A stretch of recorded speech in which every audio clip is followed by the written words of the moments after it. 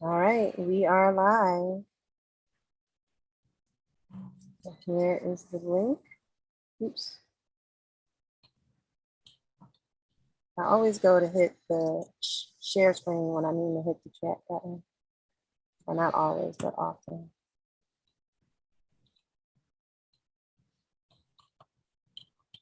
So, Raphael, you care to will you introduce what we're doing? Yeah. On the move, everybody. Welcome back. Welcome back. Black August Power Hour. This is day 17 of 20, and we are staying on the move. Just a reminder of what is Black August. This whole inauguration started 50 years ago from the prison movement following the assassination of John Jackson and George Jackson by the state. And as a result of that, followed the Attica movement, as well as other movements that, again, commemorate this important month. All right. So at this point, I'm Raphael. I'm from Rochester, New York, youth advocate, educator, freedom fighter for the people. And I want to introduce our other co-host, your name? Hi, I'm Yane Indigo.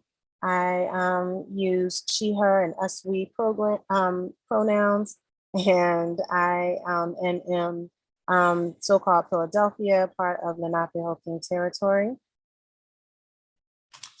On the move, on the move. And before I introduce our guests, I want to give a shout out to our brother Kimba, who's still under the weather.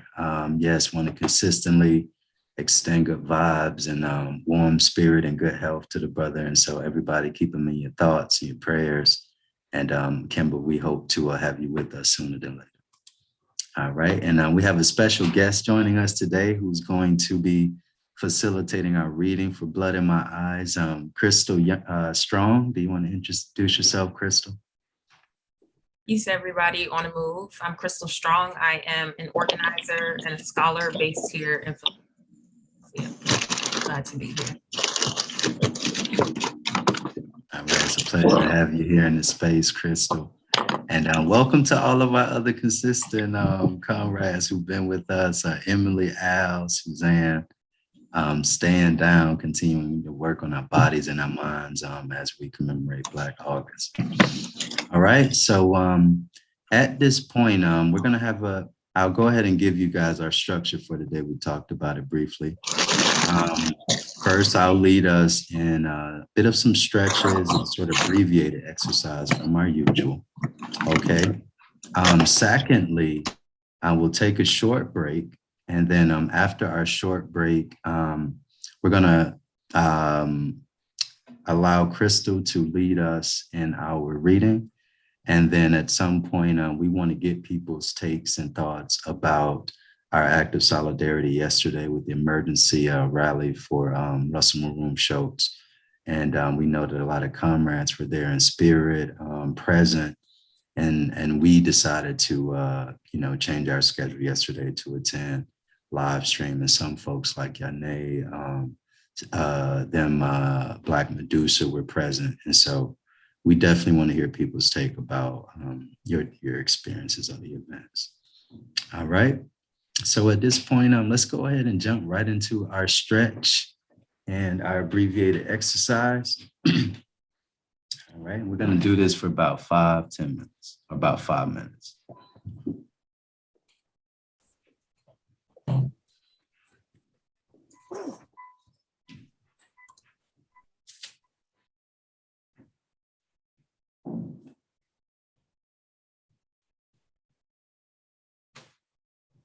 All right, you want to get us tuned up with some music, Yane? Yeah, I'm gonna go ahead and share our screen. Okay, thank you, sister. All right, so let's first start out with some arm stretches. Just take our left arm, stretch it to the left or to the right. Hold it with your right arm. We'll do our 10 count. 6, 7, 8, 9, 10. All right, let's switch arms. Do a 10 count.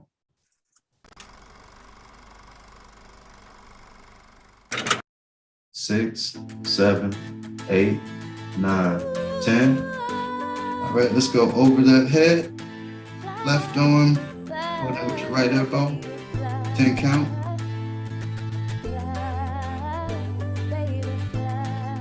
6, 7, 8, 9, 10. Other arm. She told me she wanted the good life. Feel that stretch on your side. She said she wanna live her best life, no strife. I said, yo, mama, you deserve it all. 8, She said she 9, really didn't 10. want much. I asked her All what right, you let's want do for me some to hip do. rolls. She said you gave me what I want because I'm home with you. Just make sure you're feeling it in your hip to the right. I wanna give you everything that I can, everything I got, baby. I wanna put the whole world in your head, baby. I can never give what you lost back. All right, other direction. Spend my whole life making up for that. She said she wanna be a good wife. So we hooked her up to have a wedding. We spent the night making a wedding cake. She got a man that'll love her till forever. I took her to a natural Florida spring. I said I wanna give you everything. All right. She said, Stretch as long on to as the you right happy with side. me. So She said, get I your couldn't legs ask for just a little bit anything, wider than anything, elbow length. baby. Stretch all the way to the right. I wanna put the whole world in your head. 6, 7, 8, 9, 10. What you lost back. Other direction. My mama looked at me, said, what you need? I looked at her and I said, what you mean? She Wiggle said it she out. wanna give me something too. I said, I'm happy to be All home right, now with we're you. gonna go straight into She said I couldn't have a better jumping jacks son. for 1 minute. I said you're pretty awesome yourself. Thank you, young man. I said you sacrificed your whole life. And you ain't 1 gotta minute. give Yes, nothing sir. else, nothing else. Hey. Ready, set, go. I wanna put the whole world in your head, baby. I can never give what you lost back, baby. But I'ma spend my whole life making up for that. My baby walked in on my mama crying. And she asked her what was with the tears. She said the whole world passed her by. Cause she done been away for 40 years. My baby gave my mama good advice. She said, I know a lot you've given up, but you done got yourself a second chance. And now it's time for you to live it up, live it up, live it up. I wanna give you everything that I can, everything I got. I wanna put the whole world in your hands. I can never give you what you lost back, but I'ma spend my whole life making up for that. I wanna give you everything that I can. All right. Wanna put the whole world in Make sure you're taking your deep breaths. We'll go straight into our last repeated exercise, jogging in place for 1 minute. my whole life making up for that. Ready, set, go. Baby boy, fly, fly,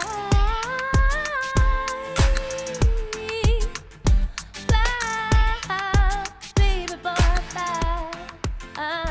You can fly.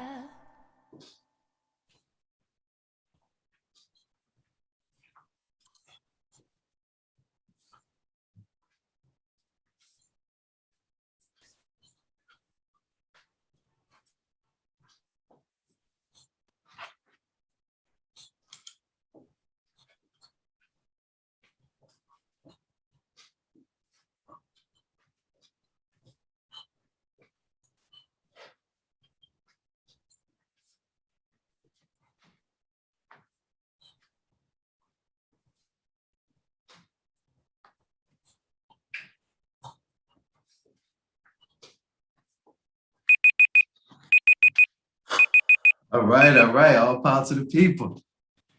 All right. Let's take a 1 minute break, grab some water, stretch, and we'll get started as soon as we return. All right.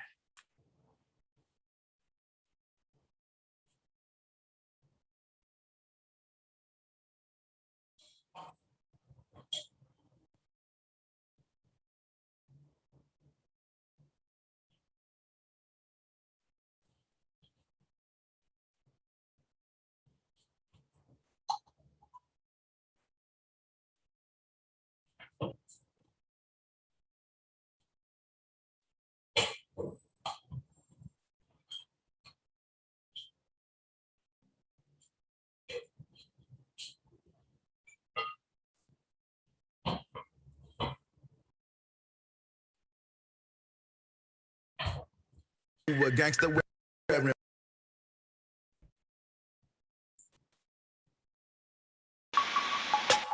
Malcolm Garvey Huey studied Dedicated to Malcolm all Garvey political Huey. prisoners. Their life was like a movie. Studied Malcolm Garvey Huey. Malcolm Garvey Huey. Malcolm Garvey Huey. Their life was like a movie. Free I Mumia! live, I die, I organize every.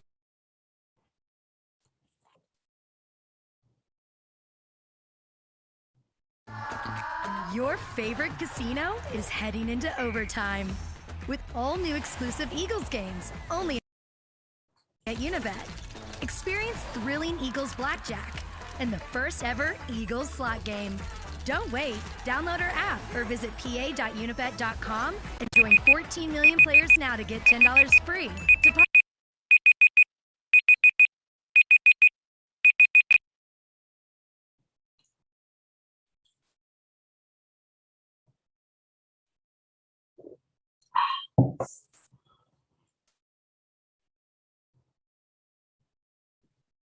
All right, so that wasn't too bad. We had a nice little bridged workout.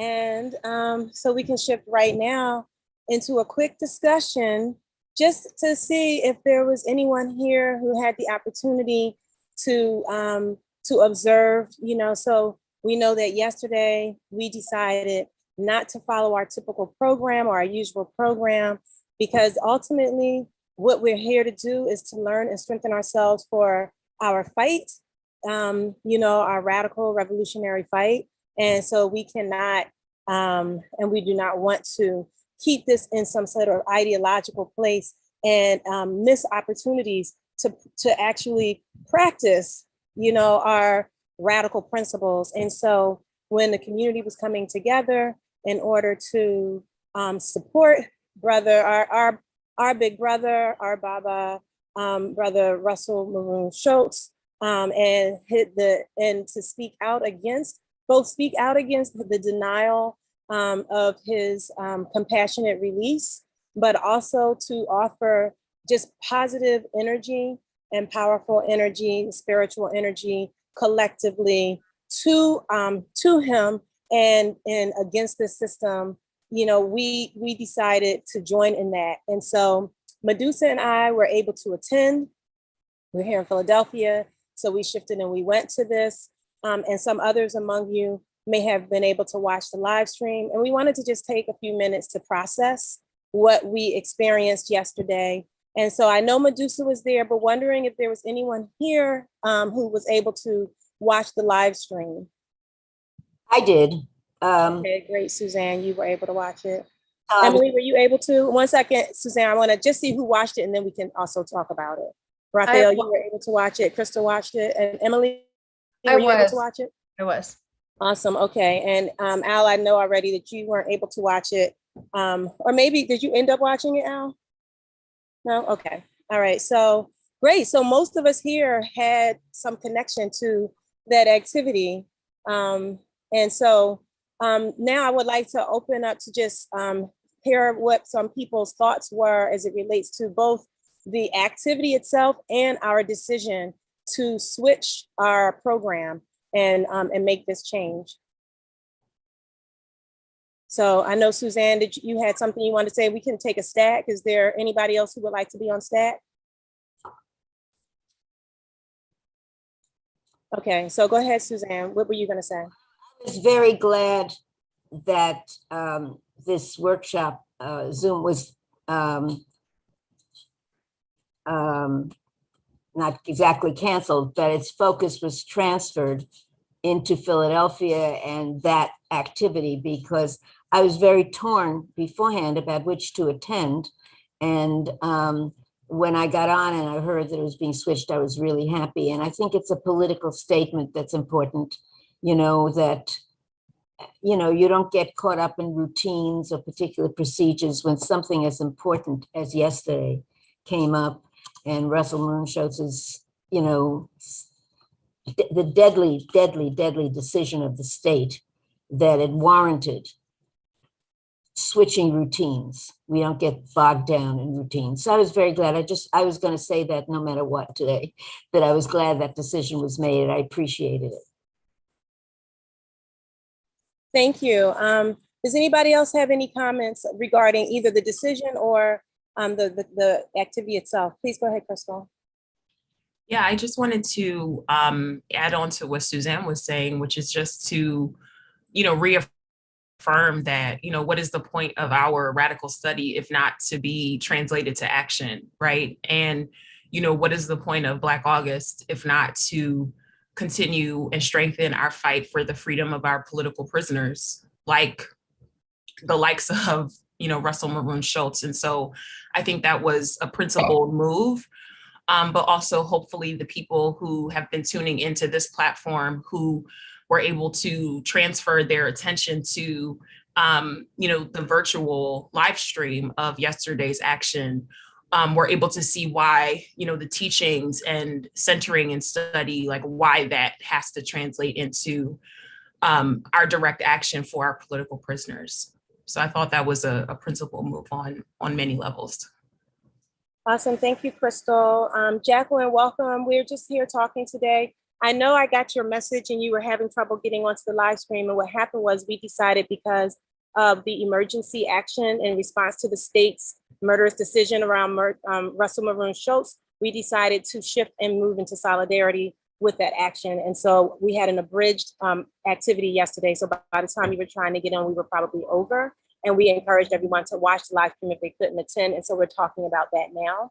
So we have a stack right now, Medusa and then Raphael.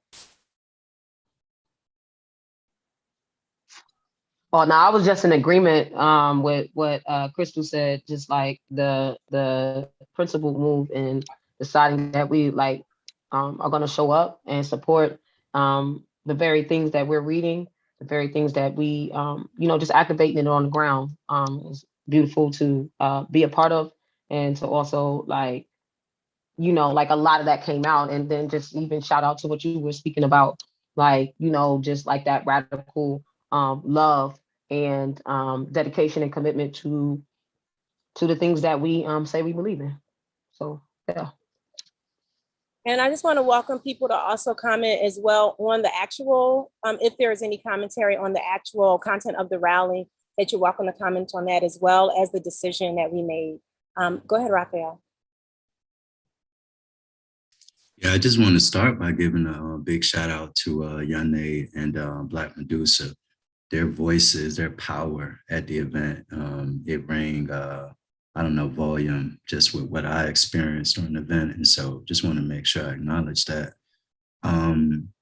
In regards to the move, as everybody has said, I just echo that, it was the right political move on our part. It definitely just kind of coincides with everything that we've been reading and understanding about George's teachings. And one thing, the last part I'll say, especially in your speech, Yane, I think you made an important connection between a lot of what we're reading, contemporary struggle, but then also the direct suppression that the decision to not let Comrade Russell Maroon Schultz out is all about.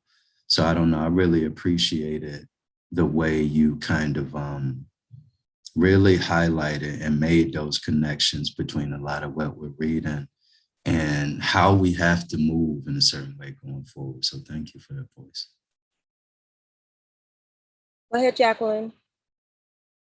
Yeah, I'm sorry I wasn't there. I was in 3 other meetings, so I do apologize. But my question was this about the judge. Has the Philadelphia, this is Philadelphia, correct? Has the Philadelphia Bar Association been contacted? 1, 2, who else knows other lawyers? Who knows what fraternity or sorority she's part of? It's like, I always like going in the back door with people. And I mean, I have several lawyers in my family, and I was calling around to those people too, people who may know her or people who can put pressure on her to change her mind, and I just, I don't know her. I mean, I don't know her is what I'm saying. I don't know her philosophy.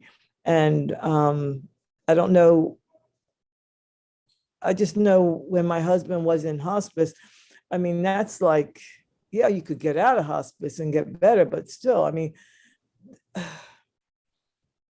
Yeah, Jacqueline. I mean, definitely I want to encourage anyone who has an interest in contributing to some of the strategic approaches to join with those who are leading this fight. Free Maroon Now, Maroon Party for Liberation. I think, Jacqueline, that you may already be connected with them somehow to some degree.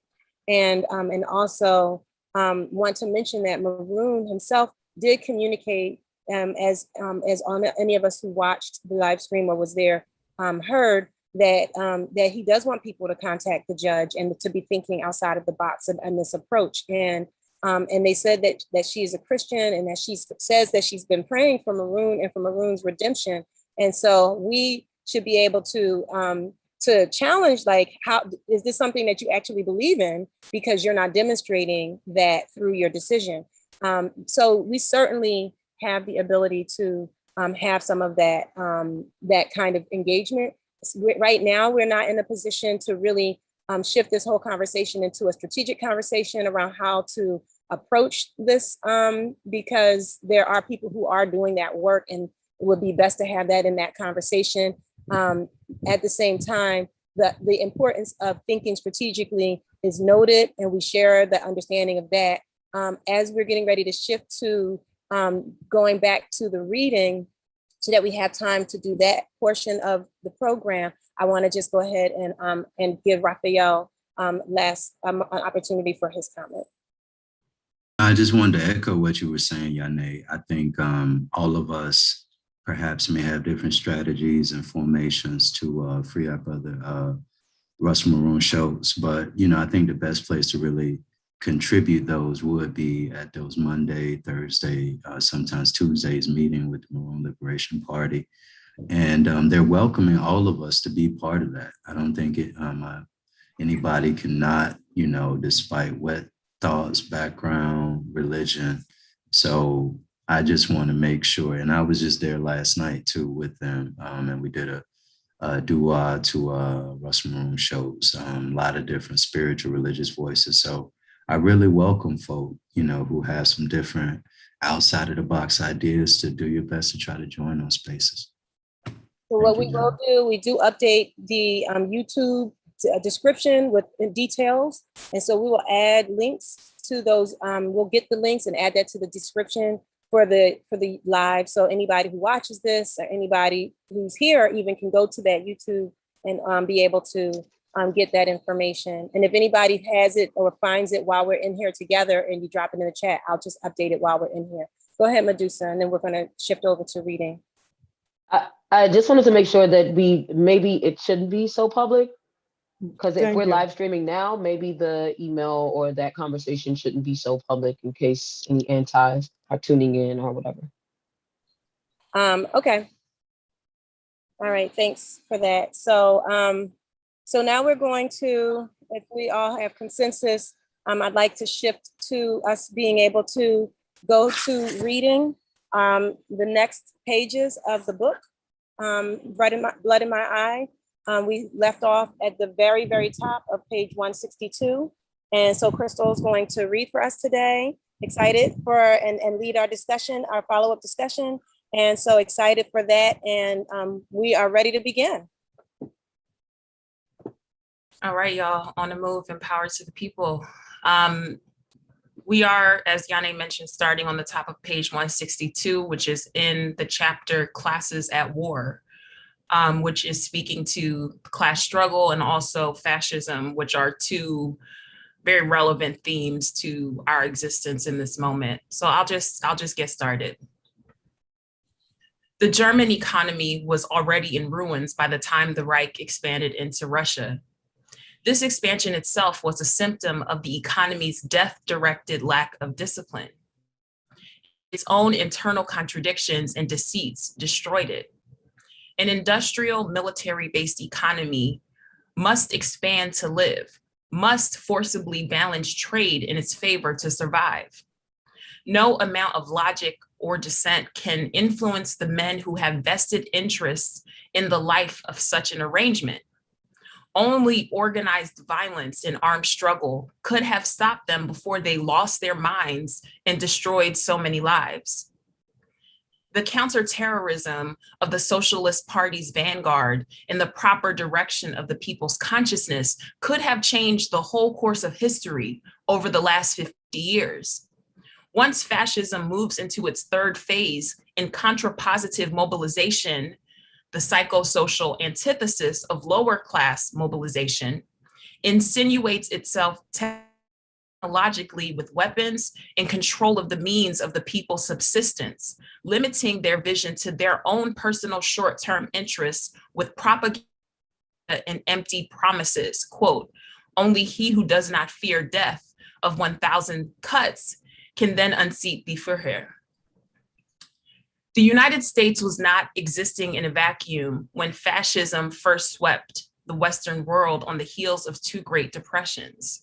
My reading of history indicates that the US was in greater economic, social, and political crisis after the 1929 stock market crash than any other Western country, excepting possibly Germany. The same trends, the same experiments, the same internal battles were fought by the same forces for the direction of the nation's economy. The extreme economic crisis of the early 30s brought working class revolutionary consciousness to its very peak. All serious commentary on this period reflects a profound lack of confidence in the workability of capitalism. This avalanche of criticism came from sectors of the middle and right-oriented thinkers, as well as the left, just as it did in Italy, Germany, Romania, and the other fascist storm centers. But of course, the middle and rightist intellectuals were thinking in terms of a new direction of capitalist growth, not in its abolishment, a quote unquote New Deal, much like those of Nazi, fascist, and phalangist Europe. No serious or honest student could miss the likeness. FDR was a fascist. His stated, documented congratulatory messages to Mussolini were not simply diplomatic gestures. Joseph Kennedy's advice to England to surrender to German expansion did not necessarily originate in Kennedy's mind. He was official ambassador of the US to England. There were positive mobilizations of workers in the lower class and a highly developed class consciousness. There was indeed a very deep economic crisis with attendant strikes, unionizing, lockouts, break-ins, call-outs of the National Guard. The lower class was threatening to unite under the pressure of economic disintegration. Revolution was in the air. Socialist vanguard parties were leading it. There was terrorism from the right from groups such as Guardians of the Republic, the Black Legion, peg-leg white-type stormtroopers, and hired assassins who carried out beginnings of a contrapositive suppressive mobilization. Under the threat of revolution, the ruling class, true to Marxian theory, became all the more co-optive and dangerous. FDR was born and bred in this ruling class of families. His role was to form the first fascist regime, to merge the economic, political, and labor elites. Governing elites, corporative state, fascism. His role was to limit competition, replace it with the dream of cooperation, to put laissez-faire to rest, and initiate the acceptance of government intervention into economic affairs. A great many of the early trends of American history prepared the way for the ultimate success of fascism in its highest form. From the very beginning of America's existence as an independent nation state, there were localized labor organizations that attempted to further the interests of their class by influencing the social, political, and economic life of the new nation. It wasn't until the second half of the 19th century that labor took on a national character and began to make its presence felt in the economic life of the nation. Even then, it was resisted by the violence of employers and government working together. Marx's definition of history as a broken, twisted, sordid spectrum of class struggles is substantiated by American labor history. The earliest significant struggles between labor and capital began in the 1790s on the East Coast in cities like New York, Philadelphia, and Baltimore, where mutual aid craft societies attempted to gain higher wages and shorter working hours.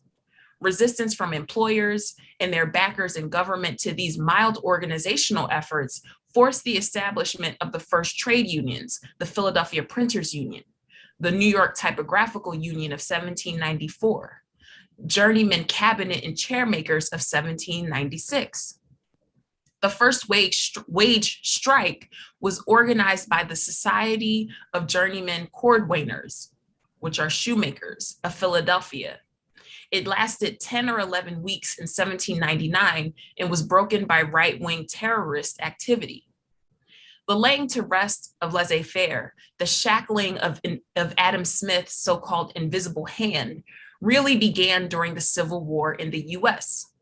The petty bourgeoisie dream of countless contending private proprietorships, somehow managing a mellifluous blending of private and state interests when long-range plans could still be made by wage workers to be proprietors one day, became a nightmare with the advent of the mass manufacturing process. At the opening of the Civil War, the US was ranked fourth among the world's industrial states behind the English Empire, the German states, and France. By 1870, the US industrial manufacturing plant had doubled the value of its products. The number of factory workers drawn out of other sectors of the economy caused the industrial workforce to nearly double during the same period. Improvements in the arts of agricultural production drew some workers from the countryside and sent others westward towards the closing frontier. The craftsman lost his privileged economic position with the appearance of newly invented mass production machinery. This new machinery and the factory setup in general made individual workers more expendable and made it possible to reduce their share of the profits. By the mid-1890s, the US was producing 1/3 of the world's manufactured goods and was on its way to becoming first among the world's industrial states. The expansion of the US industry out of the demand of the Civil War involved a complex concentration of several violent and predictable capital mandates. The old traditional sector of the landed aristocracy was broken. Machine tools, transport, and communications boomed, the basis of the industrial state, and of course, an industrial elite when raw materials like coal, iron, and other ores are not lacking. The price or value of labor shrank, and the drive toward monopoly accumulation was firmly established. This period of capital accumulation, invention of new machinery, its use in expanding factory setups, the quote, closed economy created by Republican government legislation, and the direction of certain amounts of capital through government contract were in part the beginnings of a new chapter in the authoritarian process of Western history. Industrial centralization, I mean the refined tactics of monopolized capitalism, may have developed right here in the US. This is the logical place to question some of the old left's historical assumptions about the last 100 years of life. Analysts of the old left are completely confused by the differences between bourgeois democracy and monopoly capital in their manifestations on the American scene. They seem to feel that both can coexist in the same society. Actually, one simply grows out of the other. Monopoly capital is the central objective of corporate fascism. Prior to the Civil War and the emergence of the trends towards monopoly capitalism or monopoly capital, America was dominated by bourgeois democratic economics and political rule. The economy was based upon the diverse ownership of many thousands of factory units and a political arrangement to reflect that fact. However, with the emergence and expansion of monopoly capital after the economic impetus of the Civil War, bourgeois democracy naturally began to fade. Bourgeois democracy, the political rule of the bourgeoisie, simply cannot exist after the emergence of monopoly capital. Monopoly capital has its own political expression. It develops as bourgeois democratic political rule declines. The roots of corporativism, fascism, were laid with the expansion of monopoly capital into the giant cartels, corporations, and interlocking trusts. The owners of the largest share of a nation's GNP will always control the political life and government of the state. Monopoly capital is corporativism, fascism. I don't think anything that ever happened in Italy, Spain, Germany, or any of the other capitalist states can match the centralizing process that the US went through in the last 100 years. Even the so-called public utilities, AT&T, the Santa Fe, the Pennsylvania RR, Western Electric, Western Union, are owned by financial institutions that on examination always turn out to be controlled by a few families who are descendants of the industrial expansionists of 1865 to 1895. The traditional Anglo-Saxon concept of law, founded on the latent principle that the haves must always be protected from the have-nots, though it did not attack labor as openly in England, effectively prohibited the emergence of any real strong labor movement until the close of the 19th century. It did not prevent the war profiteering Rockefeller petroleum combination from forming. It didn't stop Western Union from taking over the telegraph industry. It didn't stop Samuel Slater and the Boston Associates from tying up all the New England textile interests. The Transcontinental Railroad hookup, May 19th, 1969, Union Pacific and Central Pacific, could have never been accomplished without government and commercial cooperation. Corruption and lawlessness were the basis of their commercial success, but no one was charged or punished by law. Any individual, on the other hand, who joined with someone else to effect an increase in his wage was guilty of conspiracy. That same law is still used to protect the same interests today. Anglo-Saxon law supported F.B. Gowen of the Philadelphia and Reading Railroad and its coal subsidy in cutting wages and breaking unions, just as it supported the KKK in reconstructing southeastern US, King of the Baltimore and Ohio, Tom Scott of the Pennsylvania, William Vanderbilt of the New York Central. Every time I hear the word law, I visualize gangs of militiamen or Pinkertons busting strikes, pigs wearing sheets and caps that fit over their pointed heads. I see a white oak and a barefooted black hanging, or snake eyes peeping down the lenses of telescopic rifles, or conspiracy trials.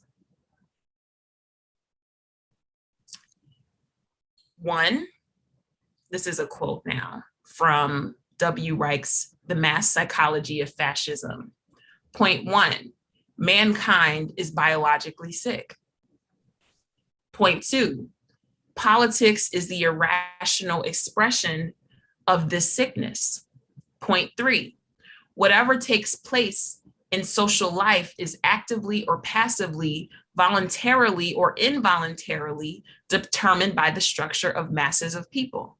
Point 4, this character structure is formed by socioeconomic processes, and it anchors and perpetuates these processes.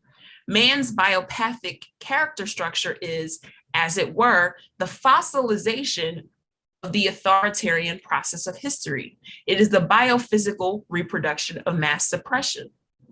Point 5, the human structure is animated by the contradiction between an intense longing for and fear of freedom. Point 6, the fear of freedom of masses of people is expressed in the biophysical rigidity of the organism and the inflexibility of the character.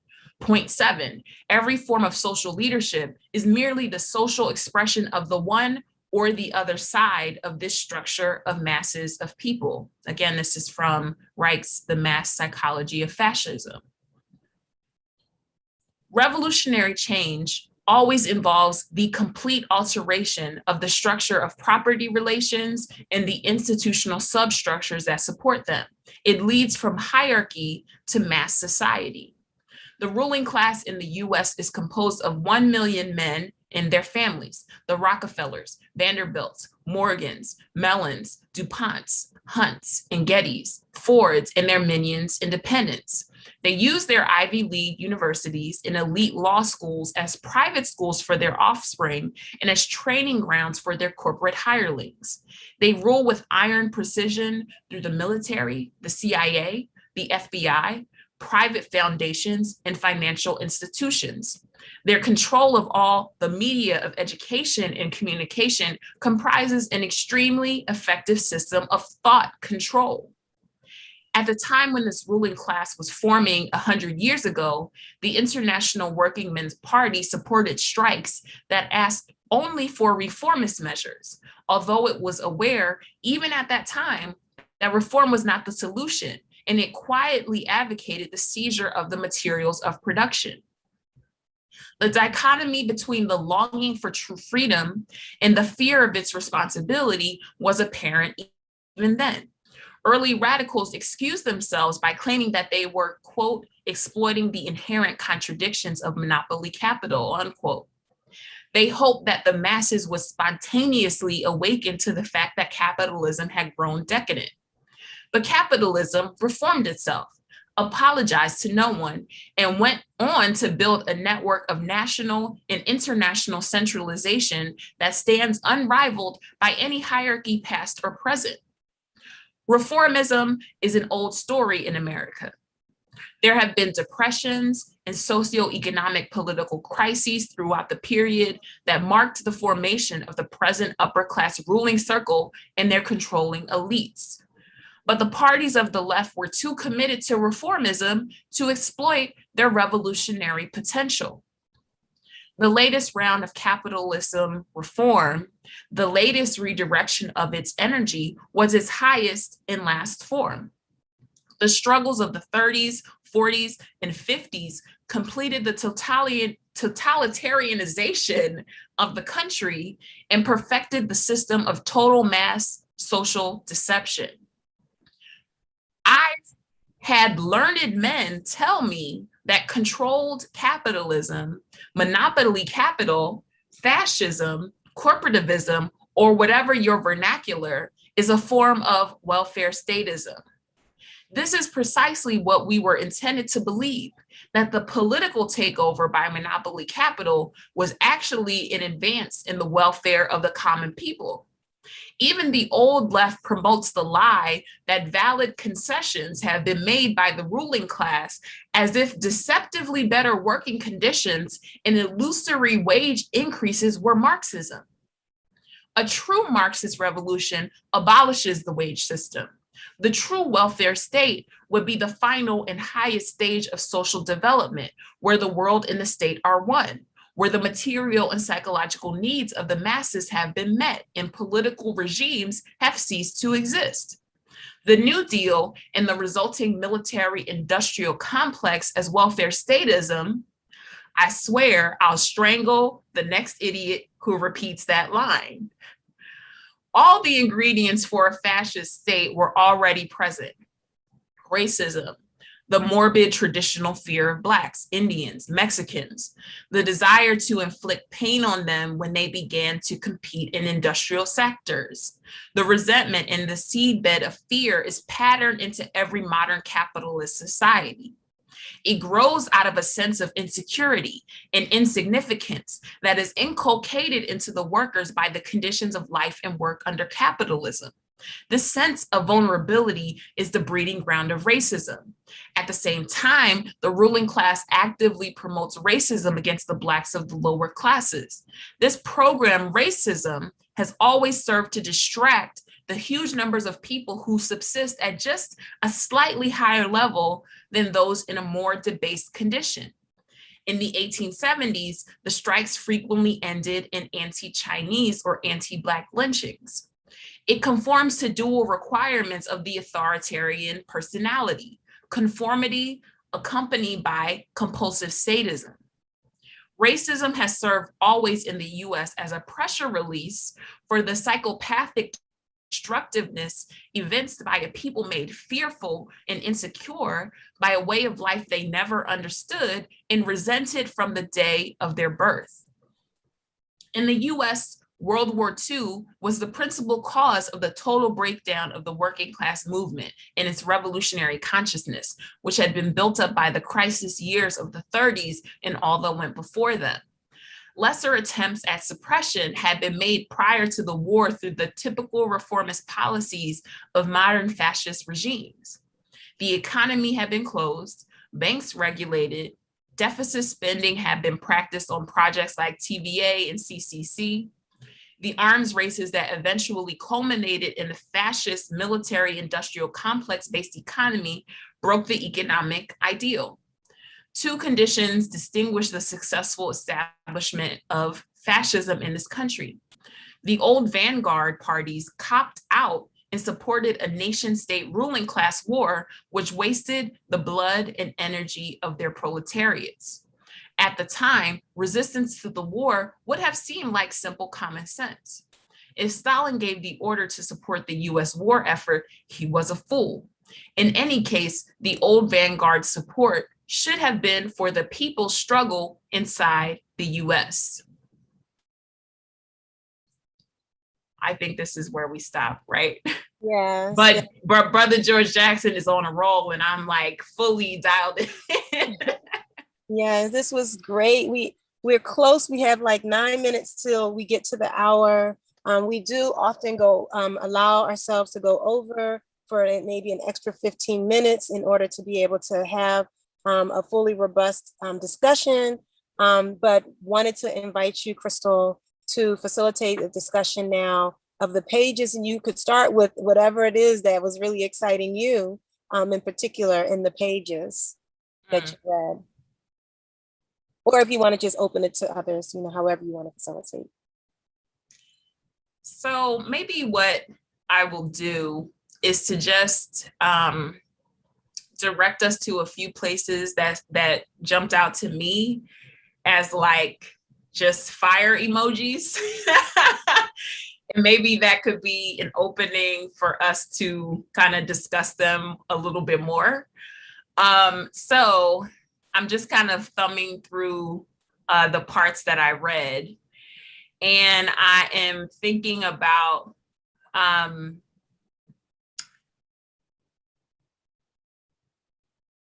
the part where George Jackson is really kind of in the earlier pages, he's really breaking down the formation of capitalism in the US, and also really breaking down the like seeds of labor struggle that was suppressed.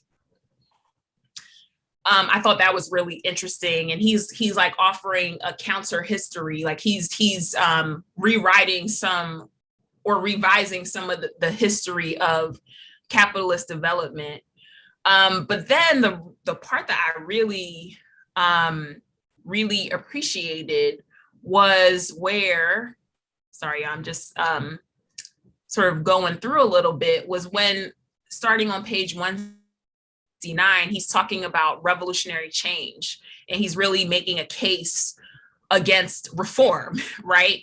And talking about like real revolution is abolishment or abolition, as we would probably say in this moment. And he specifically says, revolutionary change always involves the complete alteration of the structure of property relations and the institutional substructures that support them.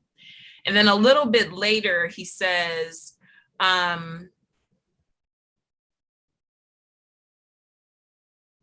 let's see. Oh yeah, the part where he says, I swear I'll strangle the next idiot who repeats that line. And he's talking about what a true Marxist revolution would be. And he says it's the abolition of the wage system. It's not as he says, deceptively better working conditions and illusory wage increases.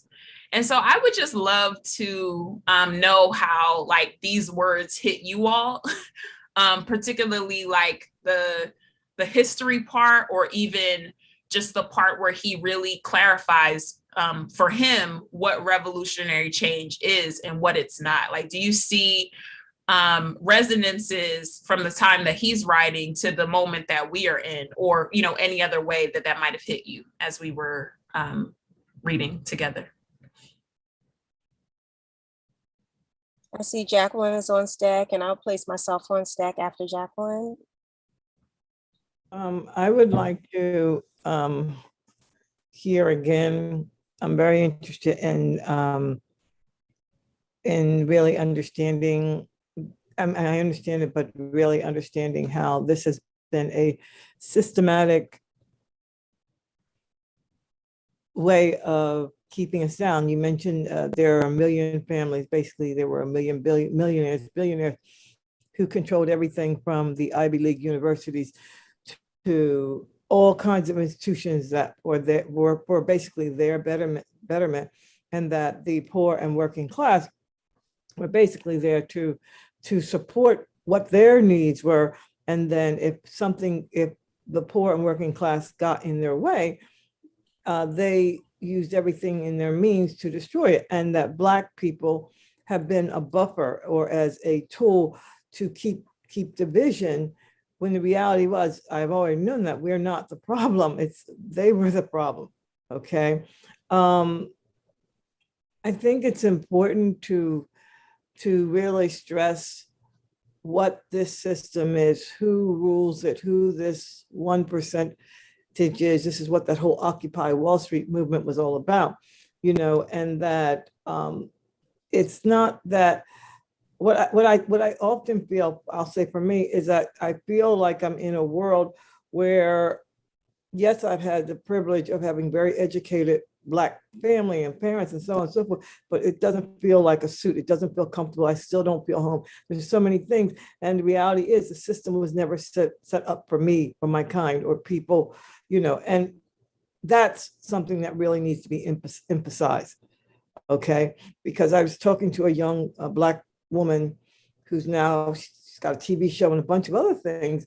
And when I start to talk to her about things, she says, I really don't want to talk about that because it makes me feel angry, but so I have to suppress things that I'm really feeling, you know. So I'm just saying, sorry about that, you know, that there's a lot to this to unpack.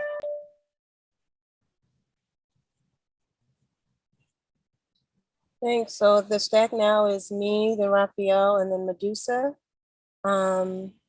So yeah, I appreciate your comments, Jacqueline. And you know, we've been reading through the book. One of the things that I was hearing, but I heard in another with a different kind of clarity, was like the message. You know, one of the things that he said today when looking at history and thinking about how things progress, and thinking about how, like, one of the things he talked about was like loss of life and the amount of like people who have died as a result of like us not doing what we're supposed to do, essentially, right? Like that is while people are holding back, you know, and particularly those who are like the vanguard class, which I think of is how we call what we call the organizers, the organizing community now, were debating these kind of reform and accepting a lot of these reform-based you know, approaches to like relief from the system, that the system was refining itself, embedding itself, and murdering and just like destroying so many lives. And that however long we decide to hold off, or we decide like however much time we decide to take or allow ourselves to take in actually establishing a true revolutionary process, that's that many more people who are going to suffer and die unnecessarily at young ages, violently, and have minimal quality of life or terribly affected quality of life, you know, all around the world. So that was one of the things that really stood out to me as it relates to this idea of, and then the other thing, like that historic kind of perspective and like thinking of then compared to now.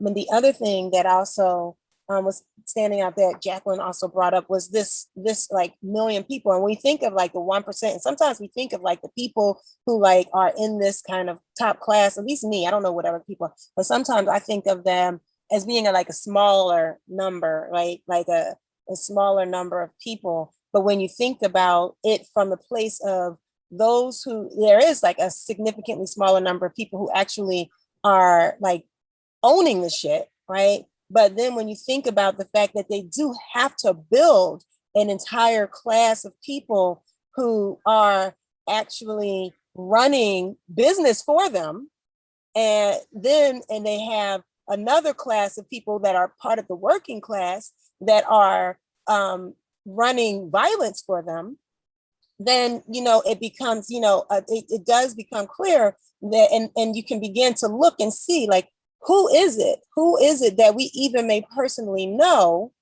that are actually standing in this position of protecting and upholding and running the system that is destroying the lives of the majority of the global population.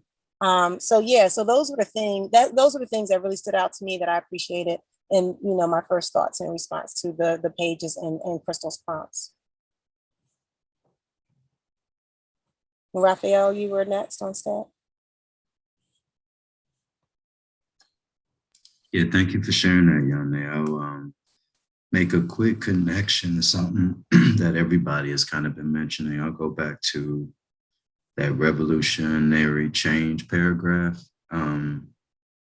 Two things about it that really make sense for me: the complete alteration of the structure of property relations and institutional substructures that support them.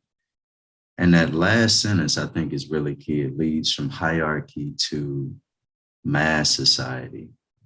And if we look at point number 4 in its depiction of mass psychology of fascism, I think it's clear that if we're unaware of our sort of programming, of this corporative monopoly fascism, we might be unable to sort of really understand our sort of fossilization of this authoritarian process. So in other words, our identities, reactions, understandings even of what's happening becomes only sort of a response to the mass suppression that have historically taken place. And I think that's the part we think about revolutionary change. And really, let's make sure we connect this to contemporary society, movement, struggle. If we're not changing property relations, institutional substructures, it becomes a little bit challenging for me to really deem that revolution. It kind of almost goes back to this point of number 4. It almost seems to be sort of a recreation of this authoritarian imperialist process of, in other words, co-opting whatever we might determine as movement, but in other words, is just kind of a part of that same authoritarian regime. So I just wanted to make sure to highlight those. Those really struck a chord for me. Thank you, Yane. Medusa, do you want to jump in? Thanks, Raphael, for those thoughts. Yeah, I think going back to just going back to the conversation around like our relationship. Hold on, I'm trying to bring this back up my computer. But just talking about the government and commercial lawlessness that he mentioned in terms of the way that when you think about the separation of church and state and the way that commercialization was able to like it bolsters the industrial revolution, so to speak. And so when they talk about this reformism, how it was kind of given to like the union organizers as like this distraction rather. So like this distraction to reform the system that's never going to change, and like how they actually like gave up on it, like the left sort of gave up on reformism. And so I just thinking about like the way that we talk now, like in reforming social justice and reforming the justice system and reforming all these reforming the police and, just like different ways in which this kind of same storyline has been sold to us that we can like fix the system. But then also realizing that like it's what he says a way of life that that was never understood and resented from the day of their birth or something like that.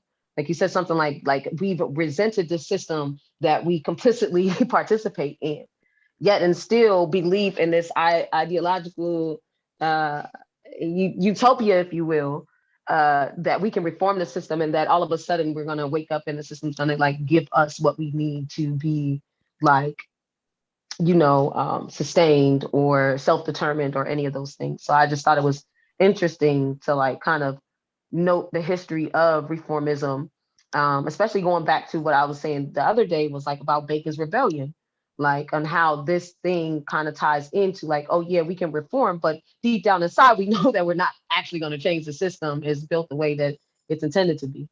So that's all I have. I really appreciate that. And I know, are you raising your hand, Jacqueline? Okay. And it relates to that. I'll let you finish. Oh no, if it's directly related to that, please jump in. And like I said, I'm not a historian, but what I kind of am beginning to understand is that England, for example, was a monarchy or is still a monarchy and very class oriented. Okay, so if you were born in England, 18, 17, 16th century England, you were of a certain class. You never rose above your certain class. So when you have people who are coming from England and various European monarchy structures to set this system up, they're coming with that kind of indoctrination.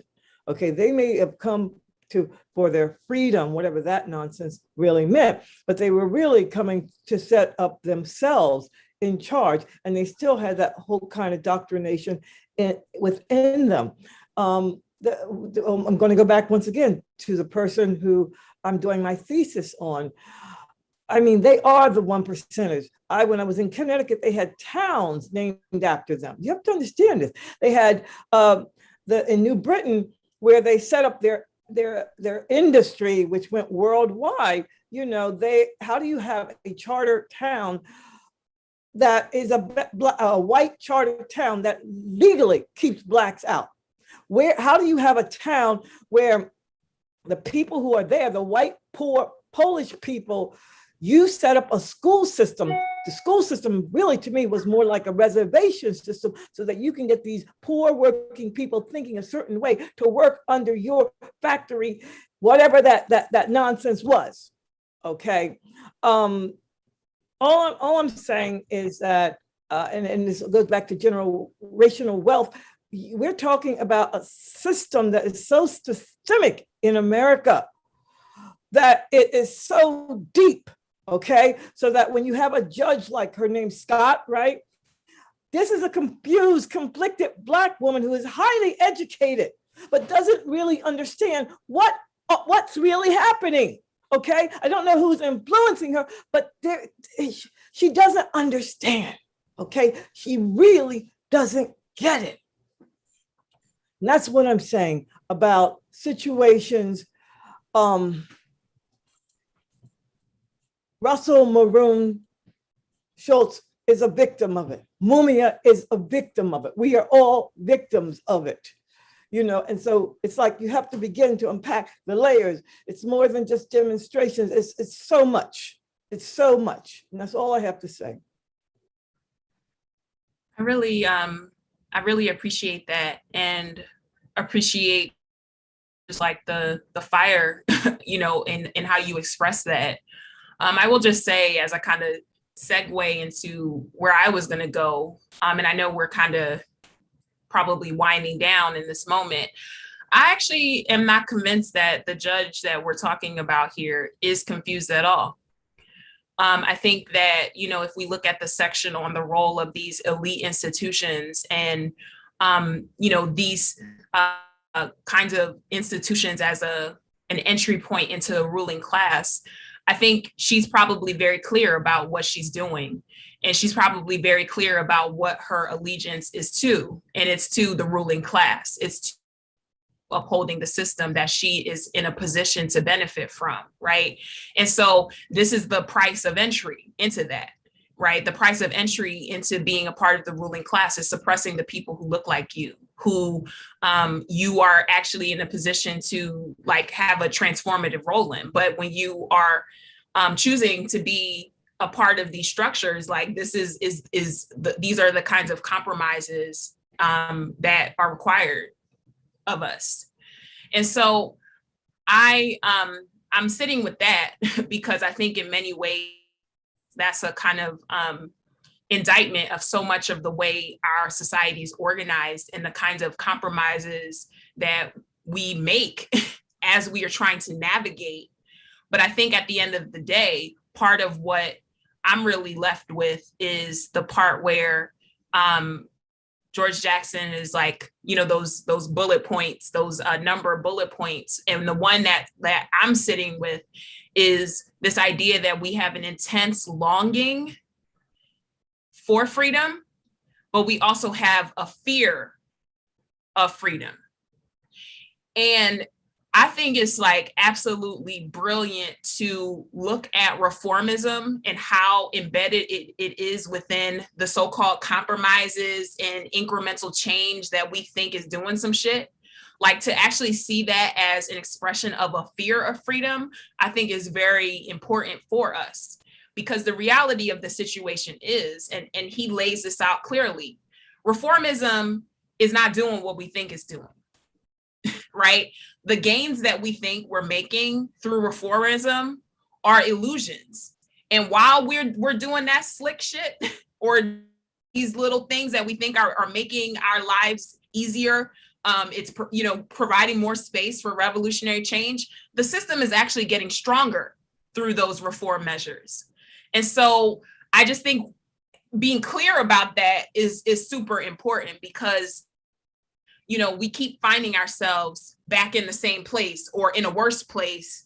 And we also are adopting these reformist approaches and not connecting the dots, right? Like as long as we are pursuing this out of fear, we are never going to have the revolutionary changes that we seek, the true freedom, the full freedom that we seek, because reformism provides cover for the system to strengthen itself. It keeps us in a space of fear of the kind of struggle and sacrifice and principled stance that it requires to actually be free to struggle for our freedom. Right on, Crystal. I know I saw Suzanne's hand. I just want to make sure we get her in the discourse. And then Yane, I think she was also had her hand raised or something.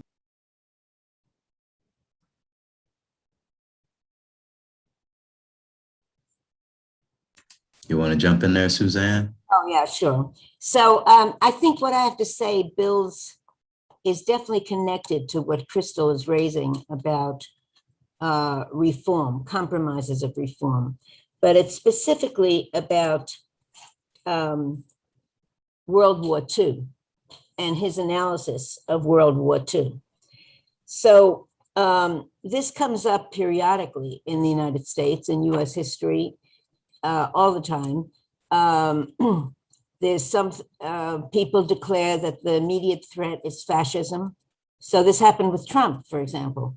People said, well, we got to defeat Trump no matter what, because he's represents fascism in the United States. And though Biden isn't great or the Democratic Party isn't great, we have to make that compromise in order to defeat fascism, which is the greatest evil of all. So go back to on page 172, where he says specifically during World War II, of course, Stalin, contrary to what Americans think, and the distortion of history, Stalin was really leading the world struggle against fascism. I mean, he's the one who took on Germany and so on and so on. It was not the United States who didn't get into the war till the very end and so on and so on. But the line that got me was, if Stalin gave the order to support the US war effort, he was a fool. And the idea is that fighting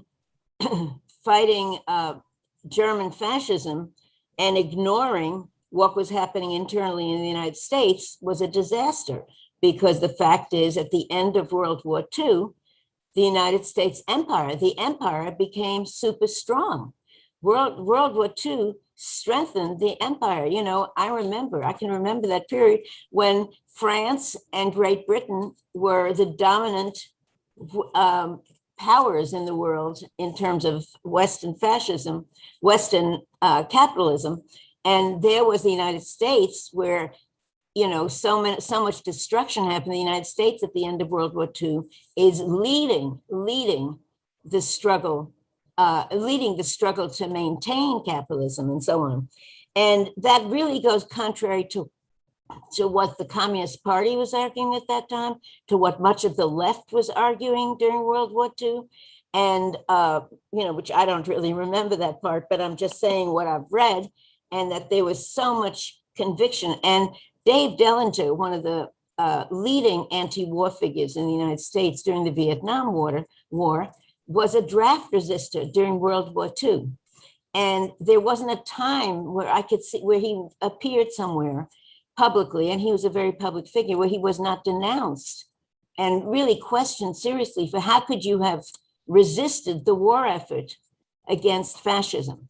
So, you know, and I don't put myself above that struggle. I was born in fascist Europe and was very much influenced by the thinking of fascism being such an enemy that no matter what, you do whatever to fight it. But I think it's a tough discussion. And I love that George always takes on the old left as well as, you know, the enemy, that he analyzes the weaknesses of. So I take it very seriously. And I also love that he uses Wilhelm Reich, who was one of the most brilliant psychoanalysts of that era, but that he takes on the issue of that doing the second. This is what goes back to what Crystal was talking about, making compromises in order to get short-term victories, which often undermine the long-term victory. Anyway, it's too complicated an issue to take it all, but I wanted to take a shot at it, at least a little, to say this is a perennial challenge for us. How do we deal with the rise of fascism in our midst? And is it something we compromise and work with, you know, potential enemies, you know, forgive the expression, the Democratic Party at certain points.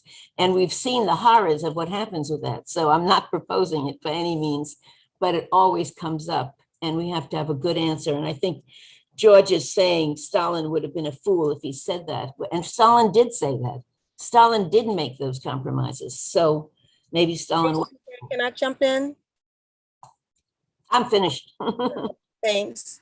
I just wanted to say one of the things, like with the point that Crystal was making earlier about the, you know, about the judge and like the compromises that we have to make.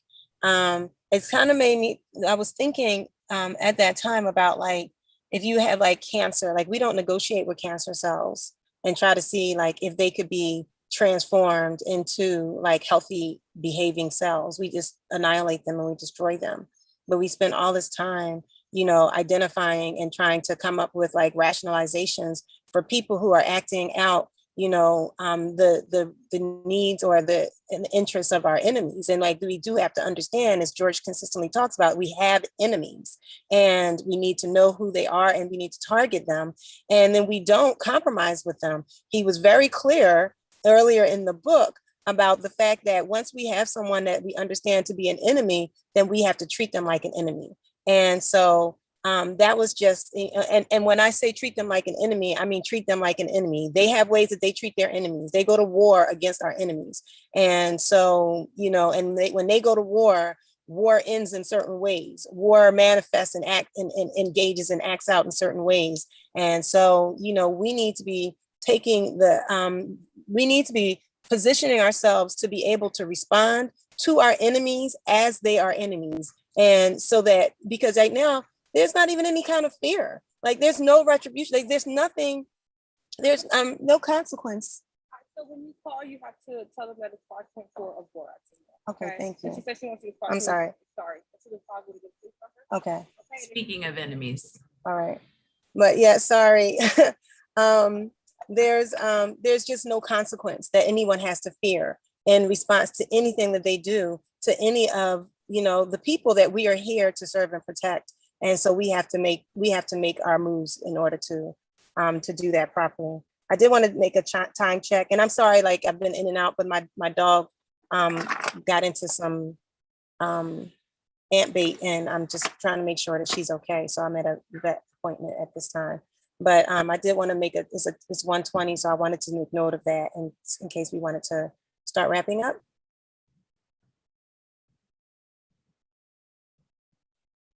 Raphael, do you want to? Yeah, I just wanted to first just start out by thanking Crystal Strong just for being here. Powerful read. Your perspectives are, I don't know, everything that we've been doing and discoursing about. So we hope you can come back and share this space with us again. I think my final thought is that, and I think this is kind of getting at Suzanne, Crystal, Jacqueline, you young other people. I think there has to come a point where we have a critical analysis about our current politics. And I think the critical analysis, just what you mentioned, Suzanne, are we looking futuristically enough to be critical of the old and new left, as well as the old and new right, and really learn from those lessons in trying to move forward with a lot of what's been captured by this book? Because he's laying, I can't get over the way he lays out the examples for us. He gives it to us loud and clear. This is what it looks like. But I think going back to Yane's comment, we're going to have the courage and, of course, put aside our egos, right? Our pride, to be able to sit together, discourse together, and say, this is what happened before. This is what's been used before. These were the outcomes. What do we do differently in order to create long-term, sustained revolutionary change? And I think that has to start at some moment. You got a final thought, Jackie, to send us out? Sure. After hearing everybody, what they're saying, my thing is this, and I'm going to go back to, sorry about that. I'm going to go back to the judge. There are a lot of writers among us, beyond us. This should be in every editorial. This should be written. Okay, this, you don't like how this feels. I don't like how it feels. It needs to be an article in New York Times, Daily News, Amsterdam, whatever. Just put it out there. Philadelphia Inquirer, and keep on. You understand what I'm saying? You make decisions. You think you're God Almighty powerful. Okay. You want to do stuff? Then fine. Okay. This is the result of your action. Not just people out there protesting. It's more than that. It goes deeper than that. Okay. You were put up there as a judge. Maybe you can be removed as a judge. Okay. There are ways, there are systems, so I'm just saying that. And I have so much to say, but I won't say it now, right? I respect anyone who has earned the position of judgehood. That's all I'm going to say. If you've been granted that power, you have a responsibility, a big responsibility. And if you're not following the responsibility, okay, then perhaps you need to be removed, okay? And just like they just removed our governor resigned, or whatever his reasons were, okay, which were, he should have resigned, okay, earlier. You have the power to make this ruling. What do we, the people, have our power? Not only the press, but to get your ass removed, okay, really get her removed, okay? She is not a friend. And like, what is your name? Crystal said, she understands. You may think she understands. I don't know what she understands, but I know I don't like the decision. Okay. I know that family members of mine have been affected by judges like her. Okay. So she needs to be removed. She's not going to change. Remove her. Just remove her. That will send out a message. Trust me. That'll send out a huge message. Thank you for sharing that, Jackie. Go ahead, Yane. It's on you, sister. I just was gonna say that we're gonna close. And so I just wanted to thank everyone for this really great discussion today. For so many of us who also supported Maroon yesterday and are continuing to support and work on that process. And just appreciate this space and looking forward to tomorrow. Raphael, did you have any, and Crystal, did you have any final thoughts you wanted to share? No, I just appreciate everybody being here. Look forward to seeing everybody tomorrow, day 18, on the move. On the move.